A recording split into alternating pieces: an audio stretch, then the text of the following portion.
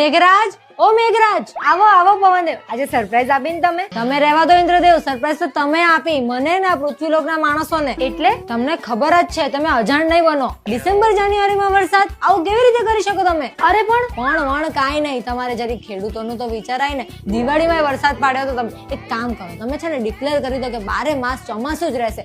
શિયાળામાં વરસાદ, ઉનાળામાં વરસાદ. શાંત પવનદેવ, શાંત. શાંત શું? તમે નક્કી કરી લો. હજુ માંડ મેં ઠંડી પાડવાનું શરૂ કર્યું ત્યાં તો તમે વરસાદ પાડી દીધો. માંડ લોકોએ અળદિયા પાક ને સાલમ પાક ને ખજૂર પાક બનાવવાનું શરૂ કર્યું હતું. બખેડી નાખ્યું. અરે મેં કઈ નથી બખેડ્યું, એમાં મારી કઈ ભૂલ નથી. બખેડ્યું જ ને. માંડ લોકોએ સ્વેટર કબાટમાંથી બહાર કાઢવાનું શરૂ કર્યું હતું ત્યાં તો તમે છત્રી ને રેનકોટ બહાર કઢાવ્યા. શિયાળાને તો સાવ લોકો ઇગ્નોર કરે છે હવે. ટાઢા પડો પવનદેવ, ટાઢા પડો. તમને કોઈ ઇગ્નોર નથી કરતું. જો વરસાદ પડ્યો એટલે ટાઢડું થઈ ગયું ને, પવનના સુસવાટા મારવા લાગ્યા ને ઘણી જગ્યાએ તો ઝાકળે આવી ગયા. અસર તો તમારી જ વધી ગઈ ને. ને આ